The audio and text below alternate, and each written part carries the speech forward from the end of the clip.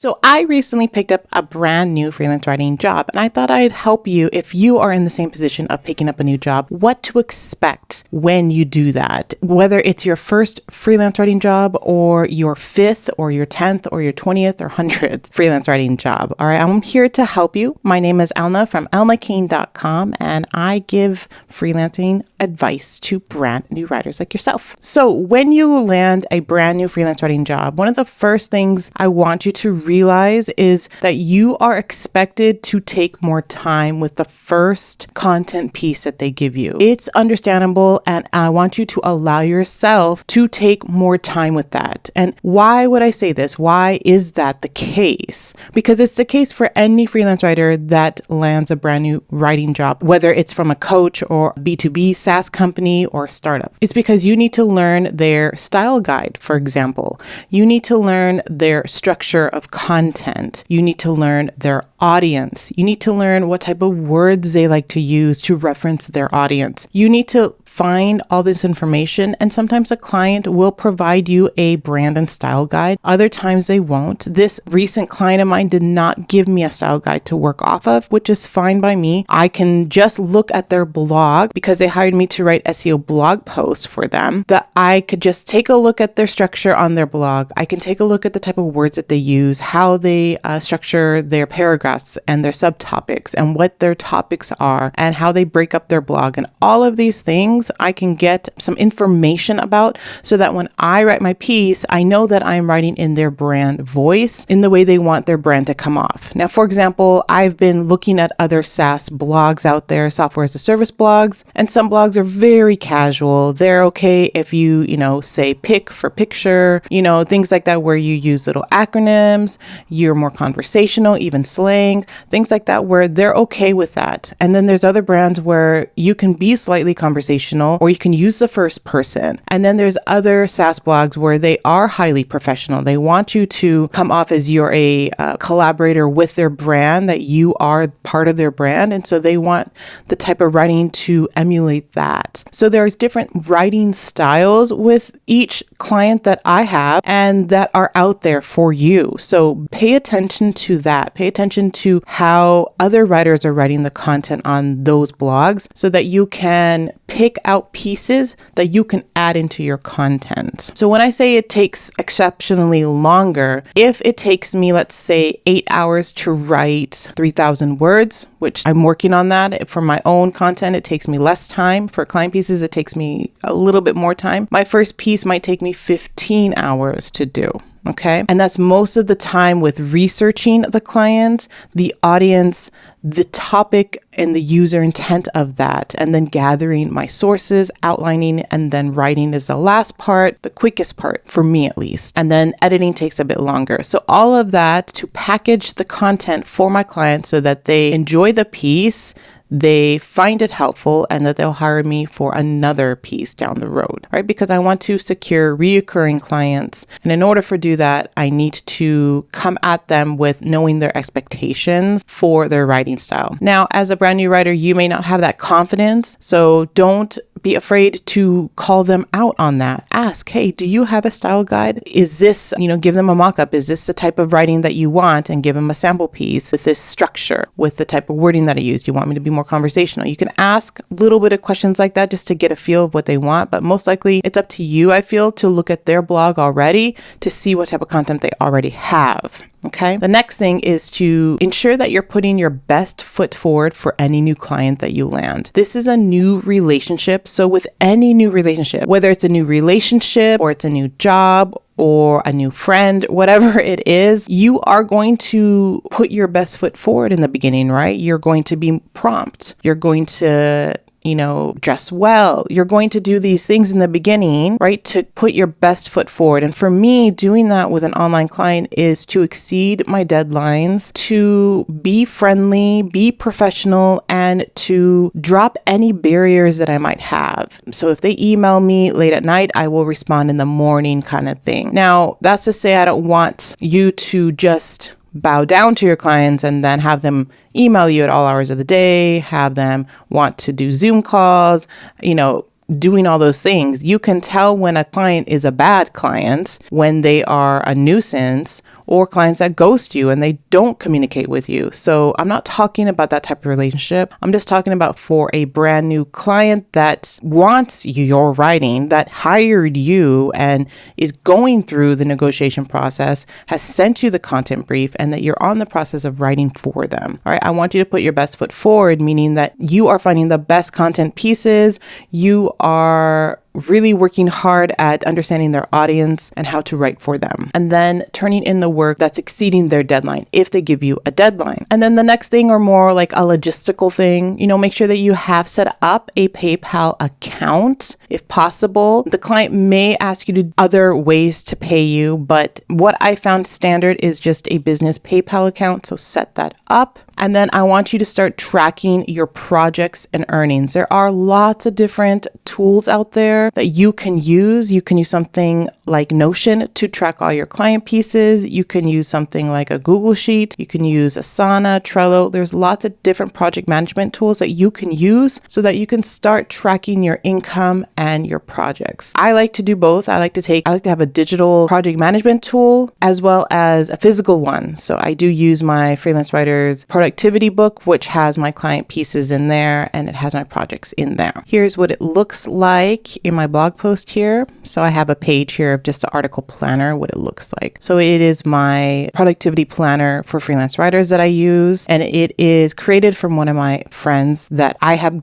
gotten to know over the years online. So I do like her planner that she created. Another thing you might want to consider is drafting up a contract or service agreement. Now, you do need a lawyer yourself or to find a contract that is from a lawyer to use if the client doesn't give you one. I personally use service agreements. Over the years, I try to drop down as many barriers to hiring me as possible. I am very easygoing. If the client ends up not paying me for that first piece, if they give me no feedback on that first piece, most likely I'm not going to continue that relationship with them. It just so happens with this recent client of mine, I am working closely with the editor. She's very prompt with her responses when I do reach out and ask a quick question. I think one of my recent questions was that in the content brief, there was an FAQ section. So I just asked, do you want me to generate the FAQs for you or not? I wasn't sure because I know that they do slap on their own CTA at the bottom of the posts from the writers. So I thought it was just a template they use. And she told me that you don't have to, but you might if the post needs it, kind of thing. She looked at the post and the post didn't need it. But if the post needed it, then I would have gladly written the FAQ section. It's an easy content piece to create and to add to my article. It's not difficult for me. So it's things like that where she was prompt in her response, that she gave me clear-cut directions and things like that. So I like those types of clients, and I'm not using a contract with them. We are just going piece by piece, and I am building up my portfolio. And, if they are long-term for me, long-term is 6 months at least. And so it's been, I've been writing 2 to 3 pieces already. So like things like this, it's just smoothing out and all that. But like I said, if there was any roadblocks in the beginning, any red flags in the beginning, I would not be working with that client. If you find that you're getting burned constantly because, let's say, you are working with lower tiered clients right now, you're brand new, so maybe you're telling yourself, my writing is only worth 5 cents a word, which you should definitely start between 10 and 12 cents a word. Okay. Give yourself permission to command that rate. But let's say this is where you're at. You're struggling to get 8 cents a word. So the clients that you're working with aren't going to value you the most. They're just going to look at you as a commodity. They're only interested in the output and the churning of content or editing AI pieces, or just they're using you as sort of like a tool, a commodity, basically. So in that case, yeah, if you want to struggle through that, if those are byline pieces, get those portfolio pieces and then walk away. Walk away. There's no need to continue with those clients if they don't give you anything in return besides just the low pay. These low pay clients should give you testimonials. They should give you portfolio pieces or byline pieces. They don't do that. Do not take those gigs. Please do not. If you're brand new, you need to build your portfolio. The next thing to figure out is that writing process for the client. Each client will have slightly different writing process, but overall, you should have a general writing process of how to write your content. Now, I have developed this over the 10 years of being an online content writer. So I have a firm understanding of how I write, the type of words that I use. And while I may not use all those little isms that I use in my blog of elnakane.com for my clients, I do take pieces here and there. I am writing more personal content within my client pieces. I make sure to ask them first if I can add a story, a personal story. And most of my clients are more than happy to do that because they know from Google's standpoint, for expertise and experience type of content, they need to have first person content in their content. So they're more than happy to do that. I try to incorporate that in the client pieces that I write. So for example, in this content piece for a client, I'm talking about digital products, and I create digital products. So I'm able to write about that here under digital products are simple to update. I have here one of my digital products is an ebook about Pinterest. And a week after launching it, I noticed several typos. In a few minutes, I was able to edit my ebook, upload it again to my online store, and resume selling the updated version with none the wiser. I put that in this entire piece that's around 3,000 to 4,000 words here as personal content. I know the editor reviewed all my content pieces because for some reason this client does not want a lot of external links, so they remove a lot of my external links. But that's beside the point. But they did agree to that and they welcome that. That is now part of my writing process where I do make sure to ask the client, say, the topic that you want me to write about, I have personal experience in it. Can I lend my stories in my content when necessary? Most of the time, like I said, they are more than happy to do that. And then a last thing that you should always be doing when you have a new client is to keep on hustling, keep on pitching, keep on networking, put yourself out there. It is only one client or it's another client to your roster of clients. I want you to still be putting yourself out there and hustling. This is something that I failed to do. I became very complacent with my writing clients, with my work that I was doing online. And because of that, my portfolio was dwindling. Because of that, I wasn't securing long-term clients. And that was a big mistake that I made. I still make mistakes, even though I've been doing this for 10 years. One of the things that is maybe unique to me than from other writers is that I also have another business with twinsmommy.com. I am a content creator as well. And so I have to balance my time with being a content creator and being a freelancer. A lot of my duties and stuff blend. And there are times where I do focus on being a content creator most because it does demand a lot of work from me, right? Creating the pins, creating the content on all the blogs, creating the videos, updating Instagram, updating TikTok, all of that is content creation. And while I'm learning that that process is helping me land these clients that speak to creators like me,